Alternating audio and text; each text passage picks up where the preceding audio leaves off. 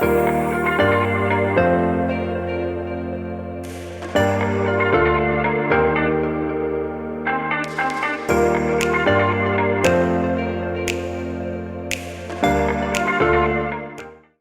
think this might be one of my favorite projects, so I am so excited you're joining me today.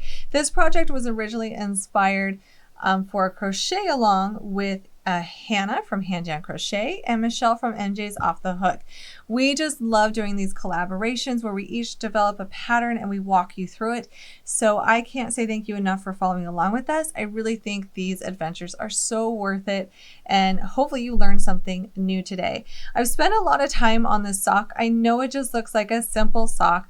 This is a crochet sock with a knit look, but the reason why I'm so proud of this is that it is a very flexible fabric, and it is very easy to change the sizing to customize for your fit, because I really don't know anybody who has the same size feet in terms of not just when we go to the store and we see, you know, we might be size 7.5, 8, 9, 10, but also the width of our feet is always very different and they change throughout our lives. So it's really nice to be able to crochet a sock, have it be wearable and comfortable, fit in a shoe, and be able to customize it. So we're going to walk through this today. On camera, I'm going to be making this ankle sock, but I will also have instructions for making it longer. And if you saw some of my photos, there is also a version that goes over the knee. That's how customizable and easy it is to do this pattern, to where we can just keep on going.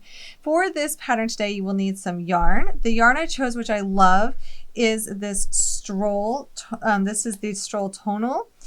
This is the eucalyptus color. I just want to bring it on camera for the weight because it's 462 yards. You can make quite a few socks out of one thing. Like, you could probably make at least a couple pairs of this ankle sock, easily 2 pairs of mid calf, but you will need 2 hanks of this if you are making it over the knee. For this yarn, the reason why I love this for socks is because it's 75% superwash merino wool, which merino wool is my favorite. It's not itchy or scratchy. It's super soft. And then it has 25% nylon. I really do like yarns that have some nylon in it for socks. I feel like it gives it a perfect amount of stretch and flexibility when you're creating a project that has to go over your heel. So I have some yarn here to start with that in this tonal color. And then you will also need a crochet hook. This is one of my favorite hooks to use for socks. I don't know why. Everyone has their preferences. This is a 3.5 millimeter hook. This is the tulip line. I also have a blog post that talks about how you can choose your favorite crochet hook, and I will link that in the pattern as well. And it's really what you crochet best with to get gauge. Then you'll also need a pair of scissors. A stitch marker is such a good idea for this pattern, as well as a yarn needle to weave in those ends. That's all you need. So let's go ahead and get started.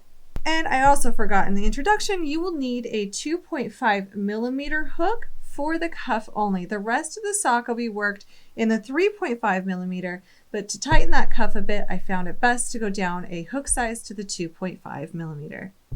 So using our 3.5 millimeter hook, we're going to go ahead and work 8 single crochet stitches inside of a magic ring.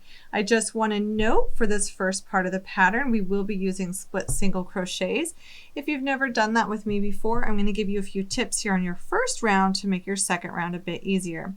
When you work these stitches, you'll want this loop to come up a bit higher, the same height as your first loop, before you yarn over and finish that single crochet. What that is going to do is it's going to give the V on the front of your work a bit more space to work into for the next round. Now I'm going to close this magic ring, but not totally all the way. I like to give myself a little bit of space because it makes this next round a bit easier. And then I'll pull it closed after round 2. So we have 8 stitches at the end of round 1, and for round 2, we are going to work 2 split single crochet stitches into each stitch around. If you find this difficult, work them in the regular single crochet and then start your split single crochet on round 3. But I'm going to look at this very first stitch here, and it might be hard to see, but there's a V on the front of your stitches. We're going to go ahead and enter the center of that V. So it's a little bit of a different entry than we're used to with our regular single crochet stitches. And on the back, we're coming out in between an upside down V. We're kind of splitting through that.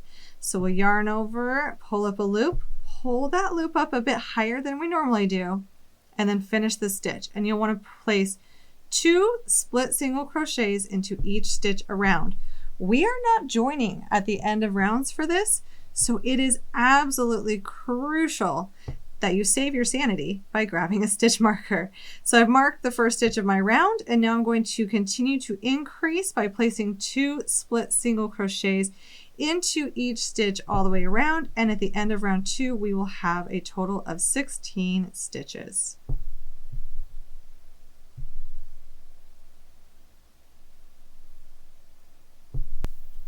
Now that I'm done with round 2, I'm going to go ahead and tighten down that magic ring. So we're going to close that tight. And if you want, you can weave in that end.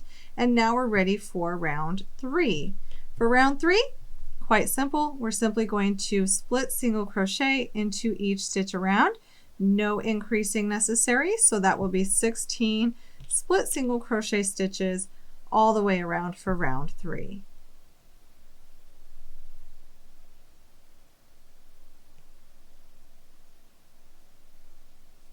And now for round 4, I'm going to move my stitch marker, and we're going to be doing some increasing on this round.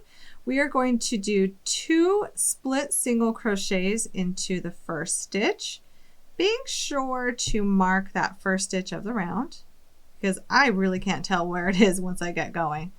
And then we'll single crochet into the next. And that's going to be our repeat around. So 2 split single crochets, and then 1 split single crochet into the next. You'll notice this is starting to make that knit look toe. At the end of round 4, you'll have 24 stitches, and for round 5, you will split single crochet in each stitch around, keeping the stitch count at 24 stitches. I just want to come back to this and note this is the area that we're working. This is what it's going to look like. It looks like it's knit as we increase, but then we'll be changing into this texture stitch after we get the increasing for the toe completed. So now we're back for round 6, and I got to be honest with you, I am imagining a few people cursing at me right now, saying this is split single crochet with fingering weight yarn and increasing in the round. It's too much, Brianna, it's too much. So here's what I'm going to say to you. I hear you. I think if this was my very first project and I had never done split single crochets before, I may be struggling with it. So if you're really, really struggling, I'm going to give you a couple tips, but also if you want to do the toe in regular single crochet stitches, feel free, it will be fine. So here's what we're going to talk about next. For round 6, we're going to be increasing again. We're going to do 2 split single crochets in the first stitch, and then split single crochet into each of the next 2 stitches, and that will be our repeat around, increasing from 24 to 32 stitches.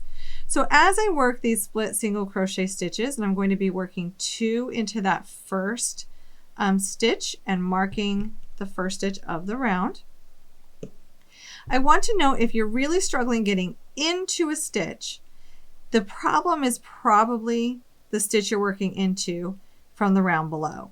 If on this stitch I pull it up to the right height, I won't struggle on the next round when I need to enter this stitch.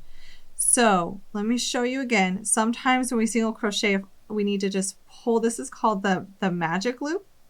When we pull that up, it increases the height of our stitch, no matter what stitch you're working. But it's crucial for the split single crochet to increase that height with that magic loop before finishing the stitch. I know it feels awkward, but once you're done with that, it gives it enough space to enter for the next round.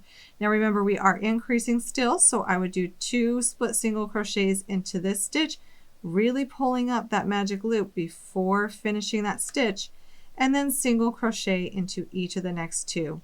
I know I'm making this look easy, and the only difference if you're struggling between what's in front of you and what's in front of me is practice.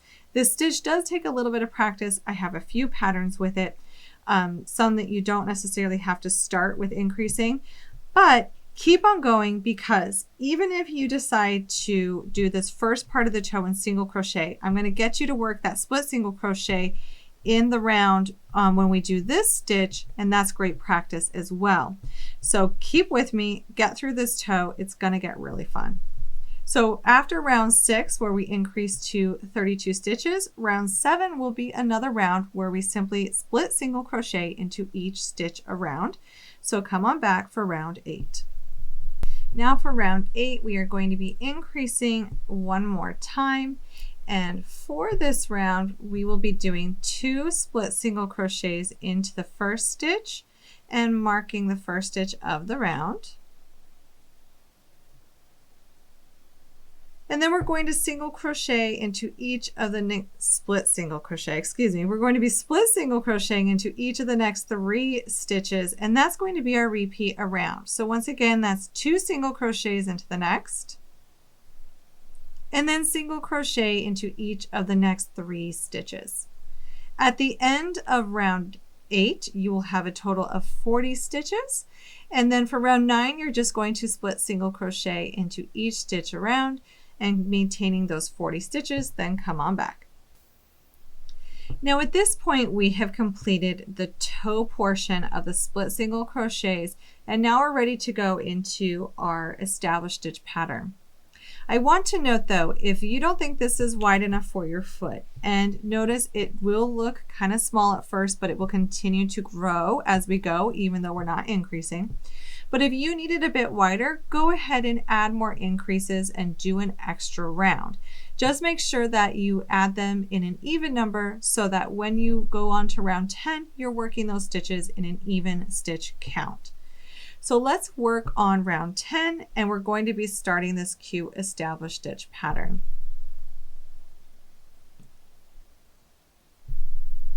I'm going to move my stitch marker, and for round 10, I'm going to split single crochet into the first stitch, placing my stitch marker. And then in the next stitch, I'm going to single crochet into the back loop only. And that is our repeat, if you can believe it. It's just a split single crochet and then a single crochet into the back loop only. And we'll work that all the way around for round 10.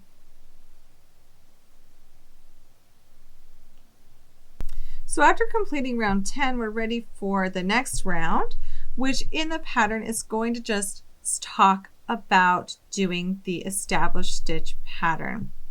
So this is worked the same way as round 10. We're essentially just repeating round 10 again and again and again until we get the instep that we want. So whatever stitch you see next, so the first stitch in the round is a split single crochet, that's what you will work. So you're working the same stitch style into the same stitch. This one was a back loop only, so I'll work a back loop only. And the next one's a split single crochet. So it's really easy to know what stitch you're on, especially as you continue to work this up and you really see that stitch pattern. Now we're going to note a few things about customization. We're going to be working this established stitch pattern until we are about 1 3/4 inch from our heel, from like our ankle if you're going up the side. The best thing to do for this sock is to try it on as you go and make sure that it's fitting around your foot nicely. It can be a bit snug because it is flexible, but you don't want it to be stretching so much that it looks awkward. I have what's considered, I would think, a narrow foot, so I didn't need to do any increasing in the instep until I got to about 1 3/4 inch from the heel portion, or my foot is so narrow I went a bit closer than that. So this is where I want you to be really conscious of where you need to be checking. Do 10 or 15 rounds and try it on. Do 5 more rounds and try it on. Now here's what we're going to talk about is if you do find it's a bit snug, you can add increases anywhere you want, really, as many times as you want to make it comfortable for you. So let's talk about how to add those increases. Now I've worked a few more rounds so we can see this increase happen. And let's just say at this point you're like, I think I need a bit more width to this. It's a bit stretchy, and that's okay. This is how the increase will look. I like to do the increases on a split single crochet because I find it's less conspicuous. So whenever you need to add an increase, you can plan on putting it down the side of your foot, because on the bottom or the top may not look as nice. We're going to try to hide it on the side, which means you'll do it towards the first stitch of the round. You'll also notice that my stitch marker is way down here. That's okay, because it is very easy to follow my first stitch of this pattern by just following that row of split single crochets up. So to increase, I will place 3 stitches, 3 split single crochets into the next stitch. And then I'm just going to continue to work in pattern. Single crochet in the back loop only, split single crochet. And I'll work that all the way around. And then when I come back to where I increased, I'll show you how to work that. So now that I'm back around and I'm at these 3 stitches, I'm going to continue to work them in the stitch pattern. So the last stitch I worked was in the back loop only. So the next stitch would be a split single crochet and then single crochet in the back loop only and a split single crochet. And you're still just going in that established stitch pattern. It works out nicely. That's why increasing 3 split single crochet stitches into 1 stitch works out nicely. If you can see this on camera, how it kind of forks out, and we've increased at this spot so that you can see that increase. So at any point that you're trying this sock on and you think, oh my gosh, that's too tight, add an increase.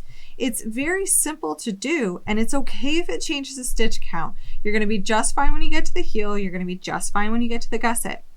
For me, I didn't have to increase until about 1 inch to the heel, but it's okay if you need to. And then I've also included the repeats for the approximate amount of rounds for the different main sizes of women's socks, whether that be 29 rounds, 33 rounds, or 39 rounds. But if you are making this for yourself, I once again still think the best option is to try it on. It's also fun to try it on and see your progress as you go. If you try it on and you've worked it to here and you think that's a bit tight, I'm going to add an increase, then try it on again 5 rounds later, 3 rounds later, and see how it feels. We want the best fit for you. So we're going to go ahead and we're going to work the instep until we get to the gusset, which is where I'm going to show you this increasing before we get to the heel. So this is the instep. From the toe to the point that we're going to increase for the gusset is called the instep, and we're going to just keep working that in the established stitch pattern and adding stitches if we need to customize it to our foot. So now we've come to the point where we're going to increase for the gusset. We need to do this so that it can fit around our ankle and we have enough of a flexible space to get our foot in. I want to talk about adjusting this for yourself because I've played with this a lot. I've made several socks and I found what has worked best for my foot, and I want you to find that nice fit as well. So for this sock, I only increased once, and I find it to be a bit too tight. So I'm going to show you how to do it a little bit better on this sock. And this is what we need to do when it comes to customizing. For this sock, which is a very long sock, this is the over the knee sock, I ended up increasing twice up to 48 stitches before I divided for this heel. So for this one, I'm going to show you how to increase. I'm going to be increasing twice before I divide for that heel. And the nice thing about this pattern is that even if you add more stitches, it's not going to throw you off when we get to the heel, just simply by the way the heel is done. It's quite simple. And as far as the stitch counts go, if you change your stitch counts, that's totally fine. The instructions will work for your customized sock. Now at this point of the pattern, I have worked 30 rows. You determine what works best for you. I've stopped. It's a good idea to stop about 1 to 1.5 inches before you get to your heel. So you're trying it on. This part's going to start to feel a bit snug, which is why we need to increase it, especially working towards that heel. So I'm going to start this round by split single crocheting 3 into the first stitch.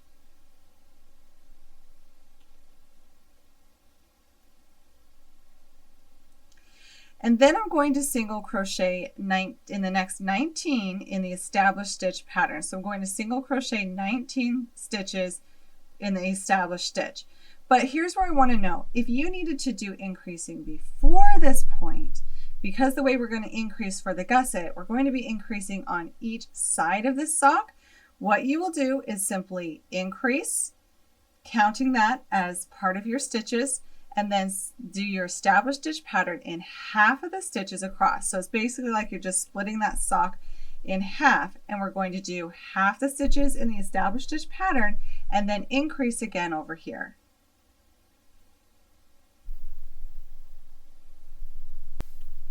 So I've increased, worked half the stitches in the round, and now I'm going to increase again, which will also be 3 split single crochets into 1 stitch. And now for the remaining stitches of this round, the other half, I'm simply going to work in the established stitch pattern. So it doesn't exactly matter what your stitch count is. Mine is increasing from 40 stitches to 44.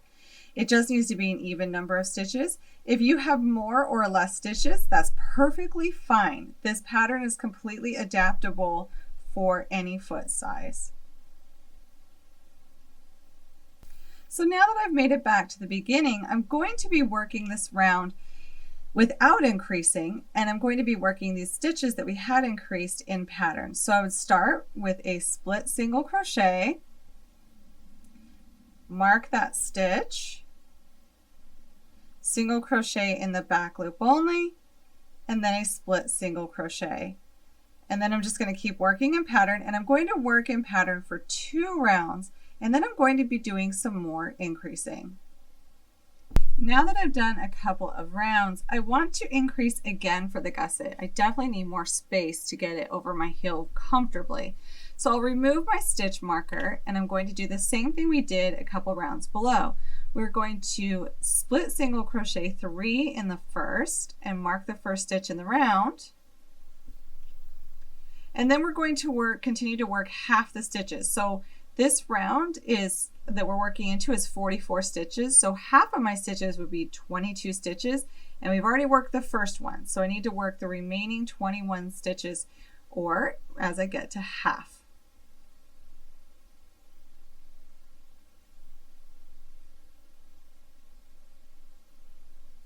All right, so I've worked half the stitches in my round, and now I'm going to increase again. So I'm going to place 3 split single crochets into the next stitch.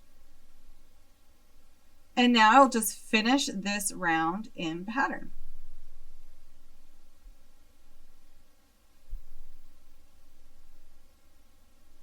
Now I've increased my sock to 48 stitches after that round, and I'm going to just complete 2 more rounds in the stitch pattern.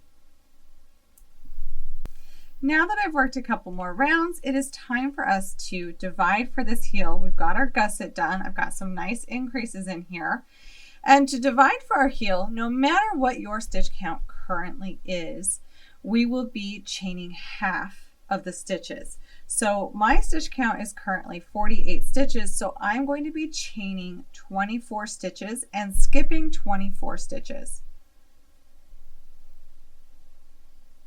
Now I know someone's going to ask, can I do foundation single crochet stitches instead of chaining? And the answer to that is of course. For this pattern, I'm just showing it as chaining. So I've chained 24, and now I'm going to skip 24 stitches and then work the next one in the established stitch pattern. So I'm skipping the first 24 stitches of this round.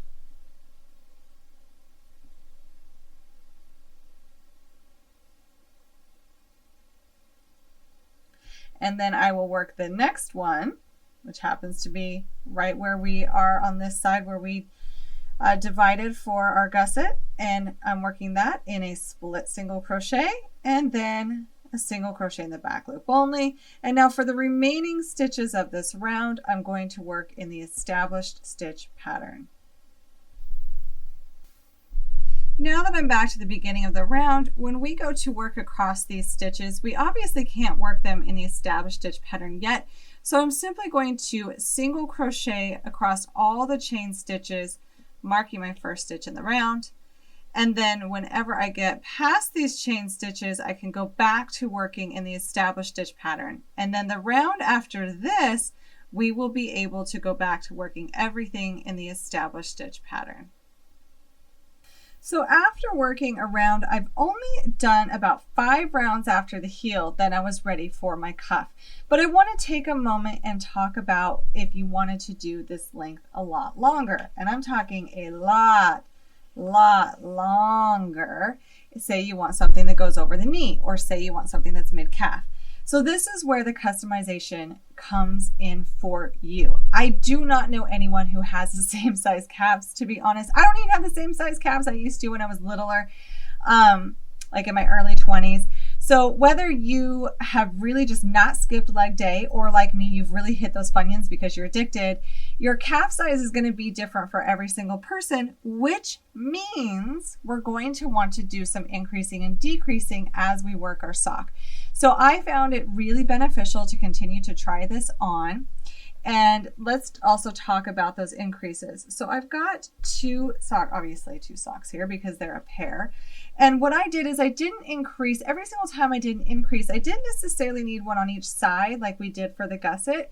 So I chose each sock to be either on the right foot or the left foot. And you'll see that I have some increases that will run alongside the inside of my leg. So I want to just point this out on camera if we can see them. I know they're kind of, it's good that they don't show them too much, but here's an increase and here's an increase. And so every single time I tried it on, I thought, oh, that's a bit too snug. I would add an increase. Same thing if you want to decrease. So you have really skinny calves and everyone's jealous of you. You might want to decrease a bit for that fit, or even a little bit around the ankle area if you want to decrease there. So as far as working the rest of this as the length of the sock, it's super simple, super fun, and super, super easy. But on this side, we can see where I've done some increasing. You can kind of see it here. I know it's kind of hard to see on camera, but keep trying it on and increasing where you want. That's all you have to do. Every single time you do an increase is going to be 3 split single crochets into a split single crochet to make it less conspicuous. And then keep on going for a few more rounds and then say, hey, I need another increase in here. So add another increase. I won't have instructions on where you should increase as far as the length because everyone's different. I can't guess what the diameter of your calf is, and it's going to be different for everybody. So whether you want to do an ankle sock like I've got in the instructions, or a mid calf sock, or an over the knee sock, you just keep trying it on and increasing as you go. So now that I've worked across those chain stitches, I've started working in the established stitch pattern across the front of the sock. And notice there is a hole for our heel, because as we come back and we work this round again and we're working across these stitches, we're just going to be building up and leaving this gap. We will come back and work the heel after we are done building even up to the cuff, finishing off the top of the sock. Then we will come back for the heel. So you'll notice here, I did a lower ankle sock. I only did about 4 or 5 rounds past where I split for the heel because I like it lower to kind of hide in some of my ankle boots, but you can do the length that you prefer. So for the sock, since I'm just making it an ankle sock, I've only done 5 rounds past the point where I split for the heel. Once again, if you want to make this taller, feel free. Make it as tall as you like, but just remember you'll need a little bit for the cuff, so take that into account. For this one, since it's a short sock, I will only be doing a 3-stitch row cuff. But if you'll notice on the other socks I did at the top, where I haven't weaved in my ends, I did a 10-stitch row cuff. So that will just change the height depending on what you want. So on camera, I'm going to show you how to do the shorter cuff, and it's all up to you. You can always do stitches in between there because once again, this is a very flexible pattern in customizing to what you like. Now, before we get started on the cuff, I want to note that I have gone down to a 2.5mm hook. That makes this cuff fit a bit better, especially if you're doing over the knee to really hold it to your leg. You can play with this, but I do recommend going down a hook size. It will still be stretchy, but it does help keep the cuff in place. So I'm going to start by chaining 4. And for my 4th chain, I kind of like to tighten that down since it's my turning chain. I'm going to rotate, and in the 2nd chain from the hook, single crochet, and then single crochet into the remaining 2 stitches of this row. So notice we're working in rows instead of rounds here, and we'll be working all the way around the top of this sock to create the cuff. Then I'm going to slip stitch 2 stitches from the top of the sock edge. Please do this loosely. You do not want these to be tight because it could tighten this and be difficult to get onto your foot. So do those loosely, especially since we've gone down a hook size. We do not want to do those tight. Then I'm going to turn, skip the 2 slip stitches that we did on the top body of the sock, And we're going to be working in the back loops only, so just the back loops, single crocheting 3 stitches.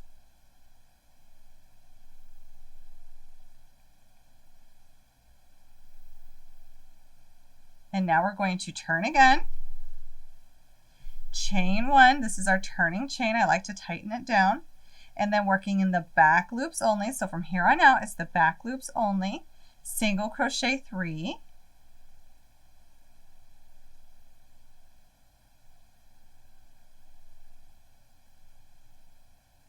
and then we will slip stitch 2 stitches from the top of the sock body. So we're just going to keep repeating those 2 rows again and again, and it creates that nice ribbing. Once you've worked those 2 rows all the way around, come on back and I will show you how to join your first row with your last row.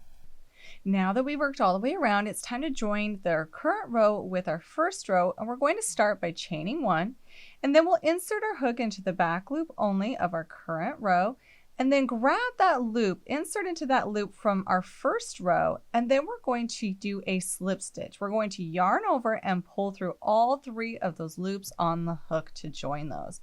And then we'll repeat that all the way down, whether you're working with 3 stitches or 10 stitches for the cuff.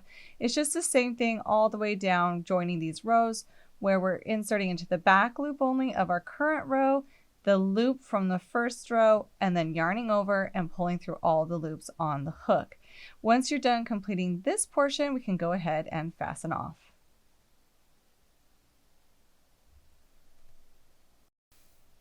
Now the next part is for us to complete this heel, and I'm going back to the 3.5mm hook, the same hook we used for the body.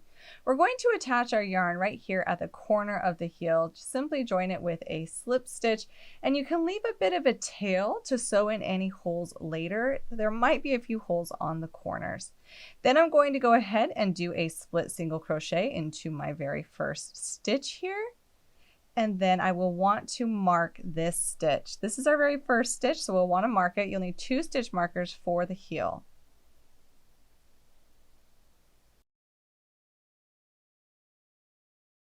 Now what we'll be doing next is working half of our stitches. We have half the stitches on the bottom here, and I'm going to simply work all of those in the split single crochet stitch. So we're not going to be using the established stitch pattern, but the same as the toe, we're going to be working the heel to look like the toe, which means split single crochets all the way across.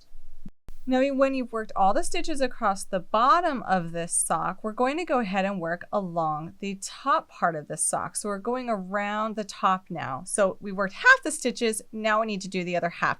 But here's a tip. On these corners, if I were to just keep on going, which I can, it would leave a bit of a hole here that I could come in with my tail end and stitch later.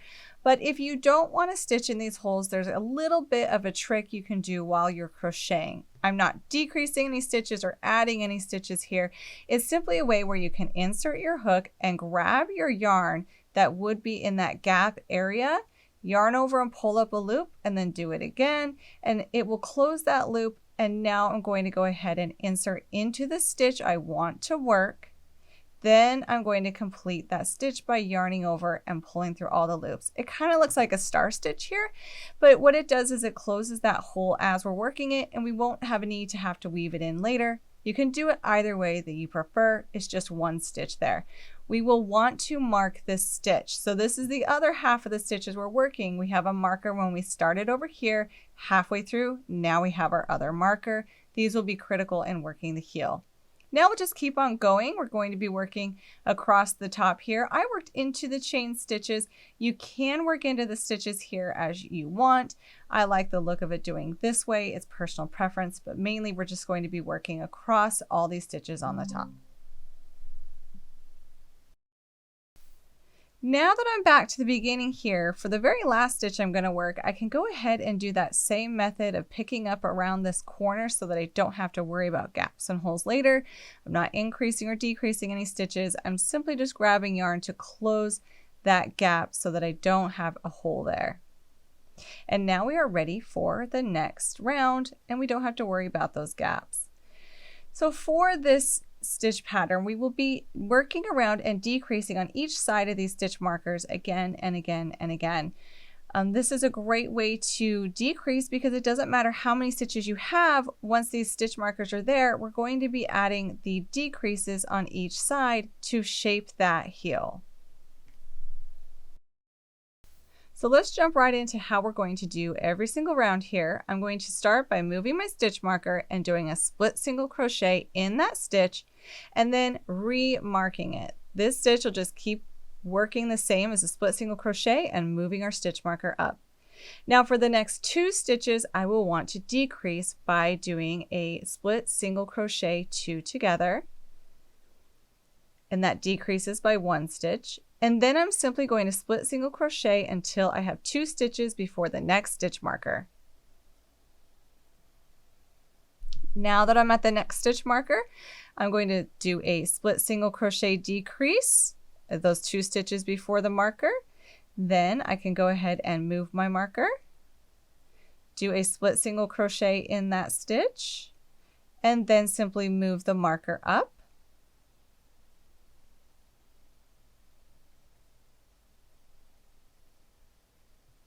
And now I'm ready to decrease again, where we're going to do a split single crochet 2 together again. So we're doing it before and after every marker here. So I'll complete decreasing again. So I'm decreasing by 1 stitch on either side of each marker.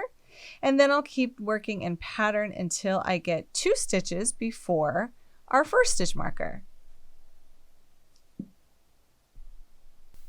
Now I'm back to 2 stitches before the very first stitch marker in the round, and I will decrease again by split single crocheting these 2 together.